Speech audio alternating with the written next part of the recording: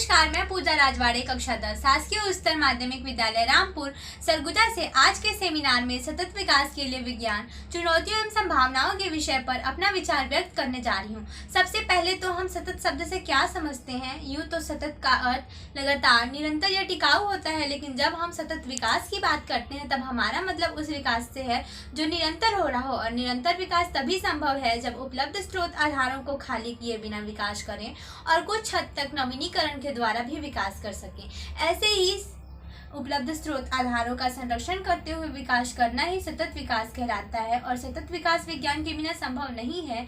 इसलिए यूएनओ ने साल 2022 के लिए सतत विकास के विज्ञान के 17 लक्ष्य रखे हैं, जिन्हें मैं आपके सामने रखना चाहती हूँ। आज पूरे विश्व भर में गरीबी और अशिक्षा को मिटाने के लिए ये लक्ष्य 2015 में जारी किए गए थे, जिन्हें 2030 तक पूरा किया जाना था। विकासशील और विकसित सभी देश इस लक्ष्य को प्राप्त करने का प्रयास कर रहे हैं, जिसकी एक कड़ी हमारा सेमिनार भी है।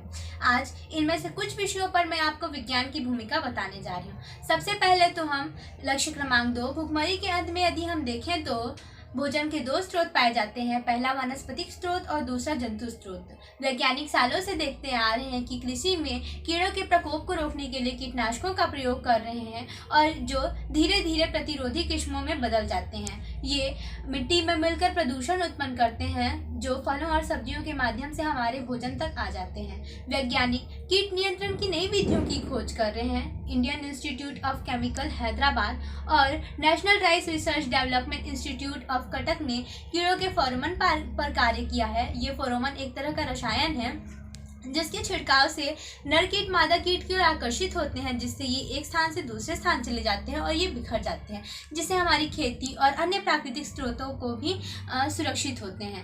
जंतु स्रोत में मटन खाने का मुख्य संसाधन होता है।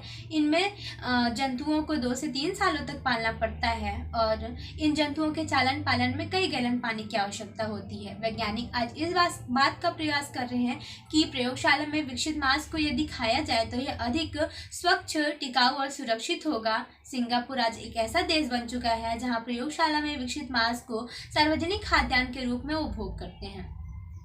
हमारे छत्तीसगढ़ में भी जीन यांत्रिक तकनीक के द्वारा गोल्डन राइस का निर्माण किया गया है, जिससे हमें कार्बोहाइड्रेट और प्रोटीन आसानी से प्राप्त हो जाते हैं। आज हमने सामन मछली की ऐसी किस्में बनाई हैं जो लगभग 1.5 सालों में ही खाने योग्य हो जाती हैं, लेकिन इन प्रयोगों को करने से पहले हम बहुत सावधानियां बरतते हैं कि बदले हुए जीवों का मनुष्य के स्वास्थ्य और अन्य प्राकृतिक स्रोतों पर क्या असर पड़ता है। स्वास्थ्य के क्षेत्र पर एंटीबायोटिक्स के अंधाधुंध प्रयोग से पेनासिलिन की खोज से लेकर सिंथेटिक एंटीबायोटिक्स के प्रयोग तक बैक्टीरिया की नई प्रतिरोधी किस्में आ गई हैं, जिन पर एंटीबायोटिक्स का कोई असर नहीं पड़ता।